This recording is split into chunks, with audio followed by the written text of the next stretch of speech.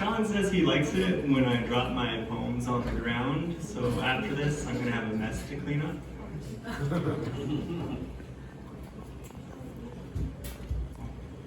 My coworker starts every class by asking students, "Are you happy?" And it makes me sick. Cross my heart and hope to die isn't the fearless flex it used to be. I ran my 33rd birthday mile on the track, and my lower back seized up before my knees gave out. I give my students red ginseng candies and laugh at the truth of it when they call me an old man. The minimum wage in Portland is $20 an hour, and the median and mode of my life's work is literally half that. I'm so broken in that I tried to sneak a math problem into a slam poem. I look forward to the end of this because that means I get to go home, only a couple hours late for my bedtime. Because sleep is the balm by which we forget. Because I've finally outgrown my nightmares and my sweat-stained sheets are in the linen closet of my childhood home, and I must be a starfish because every bone in my body feels new grown, and I ain't going back. All the things about me that bother me, I can finally agree with one part therapy and another part of Veterans Board disinterest. My trauma is on an upslope. From this vantage point, I can see the forest and the trees and the external terrors I've manifested into myself, have thawed and become consumed by wildlife. I have sucked the marrow of my life, finally relieved to go without such delicacies, snowblind as the Sabbath song that I'm finally old enough to appreciate, spent long enough telling myself that I'm the bad guy, that I finally know enough to know better. The weight of the world has crossed my heart 1,000 times, such that I've been made a road, hard-packed and flattened to ease you on your way. When considering how to approach the end of life with dignity, I have been told that driving your motorcycle into a tree is not the answer. Hope to die long enough and you'll realize that even if it's not polite dinner table conversation, you're not the only person that feels that way, and somehow that makes the waiting all the more bearable. So, cross my heart, hope to die, stick a needle in my eye along with the pins already protruding across this body electric, exuding the acknowledgement that we are here living. That living is an act of resistance against the pain of living. We persist and are made wiser for our persistence until we are truly old and grown and begin to overflow from our existence. That it begins to flood out of ourselves, overflow and out into those too young to remember the old rhyme and too human to not soon understand.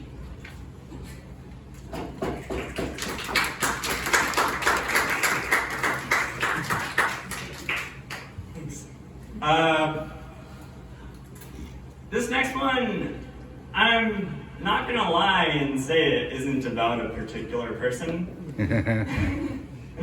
But more than that, it's about this ideal, about how we hold ourselves.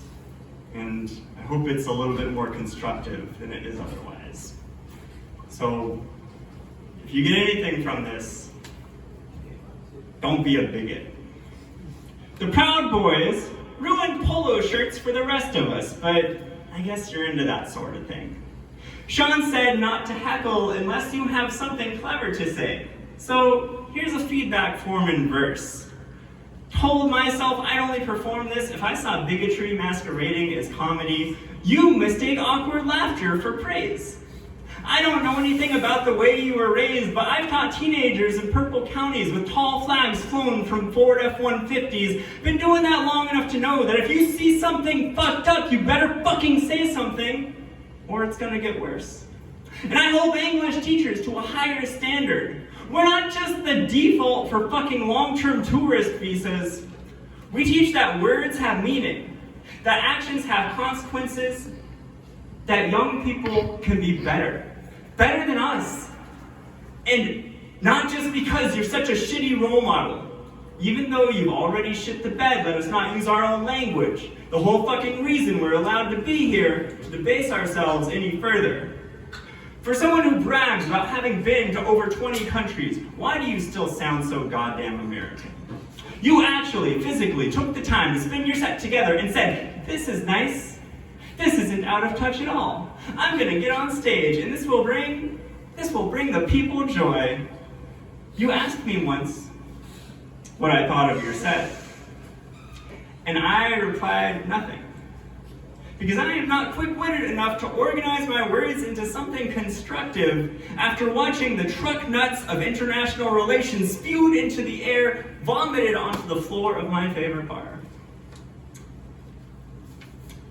An aside, for those not from America, truck nuts used to be deer scrotum and contents that would hang off the back of a trailer hitch behind a truck, though nowadays they're typically silicone replicas.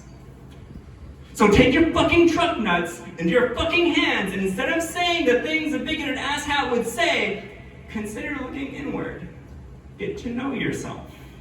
Rinse that mop bucket of a personality out before scheduling and any more prolonged social engagements. And if you don't, but you keep telling racist, sexist, or homophobic slurs disguised as jokes, I hope your glass house burns from the inside after local kids throw rocks through the windows, because evidently we foreigners are either too patient with our own or not clever enough to heckle off the steady drip drops of hatred. Everyone is doing their best. Don't let your best be bigotry. Not on this stage. Not in this safe space.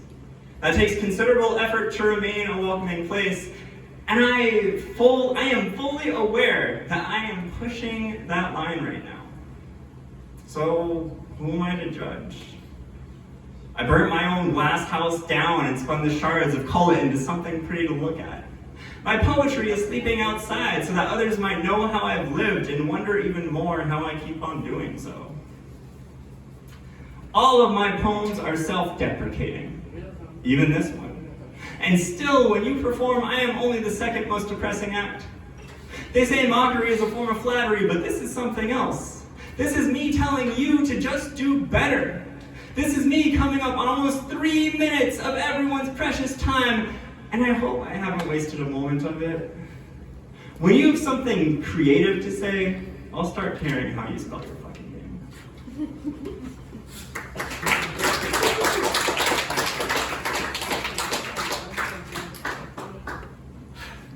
Thanks. So, as Sean said, I had sort of gone on a hiatus of not writing for a while. It was all I cared about in college. Then after college, I joined the military, and I like to say that my creativity was beaten out of me. Well, I don't like to say it, it's just probably the best description for it. 10 years went by, came to JJ's, fucking Sean, fucking Patrick, fucking June. They encouraged me to get up here. They keep maintaining this safe space, and I fucking love it. So this poem, I tried writing for like 7 years, only finally got it my first time here. I have a policy of not bringing the same thing twice, so this is something a little different, but it's basically what I read the first night I was here. This is about a bag of old uniforms. Blouse, trousers, boots, desert khaki bag heavy on the chest, collapsing floorboards. Person-sized, person-heavy, no good way to heft it. A fireman's carry shifts the dead weight of living memory. A grunt.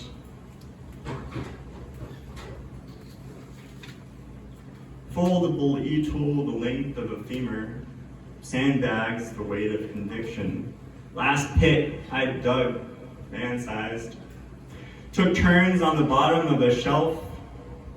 Near the bottom, sifting ourselves toward turtle masses of flak and Kevlar, kept clear of the grenade sunk.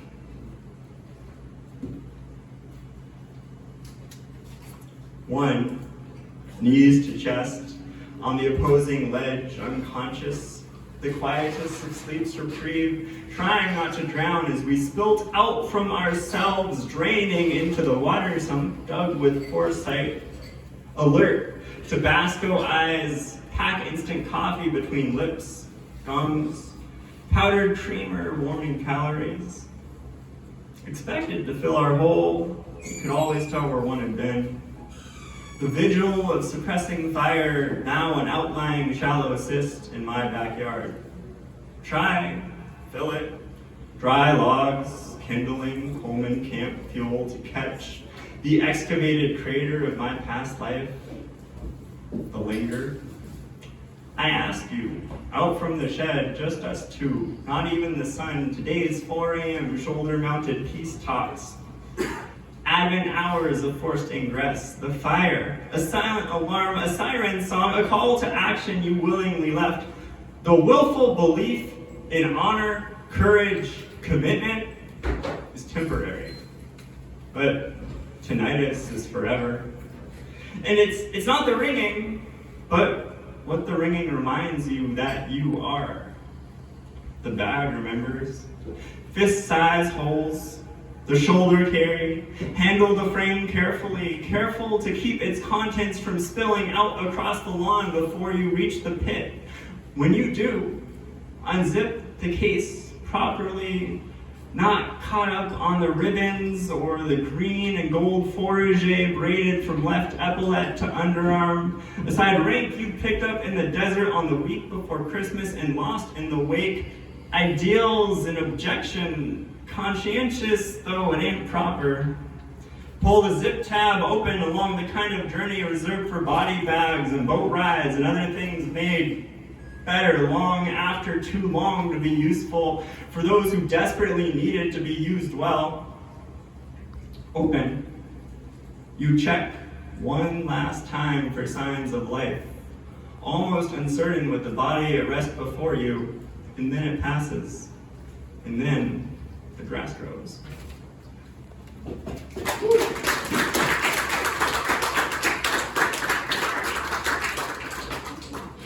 Thanks. I got one more for you. I wish I could say that it wasn't all depressing poetry, but I really think I found my voice here. So if you get anything out of this, hopefully catharsis, maybe you hear something that resonates and it helps just to hear it out loud. Hopefully that works for you. But this last one should come with a trigger warning. Because it is called trigger warning. As an anti-tank missileman, I shared a sleeping bag with an M249 squad automatic weapon, and still, if I owned a gun, I would be embarrassed about it. In God's favorite gun club, I was a repository for all the knowledge expected of a United States Marine. Qualifying with an M16A2 service rifle, the sharpshooter's badge is an iron cross. On crusade for the Commandant in search of Charlie, when you find him, your finger trigger says, "Let there be light." This big bang comes at the end of a barrel and wipes out all of existence for one. This handheld explosion at the triggered tips of your fingers makes the man a myth and you his eulogizer. In the retelling, you consider the following. Does personhood end with a pulse? Did your gun put the bad guys down? Now, as a saw gunner, the aim is red mist. Happiness is hot brass in a smoking barrel. Euphoria is cyclic suppressing fire. My light machine and I, well, I'd slept with that gun. I'd shot with that gun and literally been tied to that gun with 2 feet of nylon paracord, which you can imagine is a long story. And for all that, I hadn't fired it once. I am the irony of the infantry marine objective. After 1 year in the service with enough days, weeks, and months staring downrange the green Ivan body targets in the desert of 29 Palms, in the mountains of Bridgeport, and in the low-lying chaparral surrounding San Mateo, having been forced in all climates and all terrains to fantasize about 2 in the chest and 1 in the head. The irony is that there's nothing else I'd really like to shoot through. Training targets don't typically have a face, so we trained on stories of Marines who shot themselves in the porta-johns at the range. Keeping the details sparse is a matter of operational security, and public face saving helps you imagine a face that's familiar in what's supposed to be an unlikely situation. We'd been trained on the myth of the blue plastic tomb of the unknown soldier, and I had questions for him. Was he too embarrassed to shoot himself out in the open, or worried that somebody would try to stop him? Was it just one final act of consideration containing the blood splatter and brain bits to the already shit-stained plastic porta-shitter walls with dicks drawn on?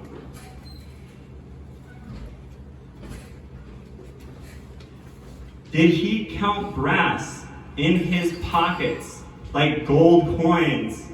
Was this his attempt at buying himself out? Was his first act of prioritizing his well-being since becoming government property, since standing on the yellow steps, since they placed the dog tags around his neck? When he shot skyward, did the bullets go out through the ceiling, creating a path by which his soul could escape? This big bang comes at the end of a life. Let There Be Light is played on rewind, the act of creation in reverse. It's divinity at the pull of a trigger, letting light shine down through both sides of an exit wound, martyrdom at the end of a barrel. The first verse played in reverse, a cycle of chambering, locking, firing, unlocking, extracting, ejecting, and cocking. Creation on repeat, rewound. Only one round and we find ourselves already unraveled. In the 20 years since the terror attacks of 9/11, 4 times as many U.S. soldiers and veterans have died by suicide than in combat. Was it worth it? Because I'd be embarrassed to be a gun owner for all the things I'd be tempted to do. And having been convinced by culture that this is in some way, somehow, some sort of inextricable elementary component of what it means to be an American. In the only country where there are more guns than people, to be treated like a human being requires the means to treat others in the past tense, the means to go beyond sense, the means to treat yourself senselessly, to be made by one's own hand, past tense. On Camp Pendleton, between 2015 and 2021, 31 Marines took their own lives. In the retelling, you consider the following. Does personhood end with a pulse? Do these young men still intend, with their final act, to put the bad guys down? Each of these 31 were aged 18 through 25 and haven't gotten any older since. For so many members of God's favorite gun club, why hasn't anyone told you that it's not a failure to not see things through? If I owned a gun, I'd be embarrassed about it, embarrassed that you had to count to 32. Men that own handguns are 8 times more likely to die by suicide than those who don't. Women that own handguns are 35 times more likely to die by suicide than those who don't. Suicides by those who join the military are nearly twice as frequent when compared to suicides by those who don't. If happiness is hot brass in a smoking barrel, what might we grasp in the dark and narrow when we're feeling the feelings we weren't trained to feel? If I owned a gun, I'd be embarrassed about it, but not too embarrassed to talk to somebody. Before you do that thing that was the last thing you'd intended to do, consider those going through the same thing as you. Remember, it's not a failure to not see things through. Go Cosmo!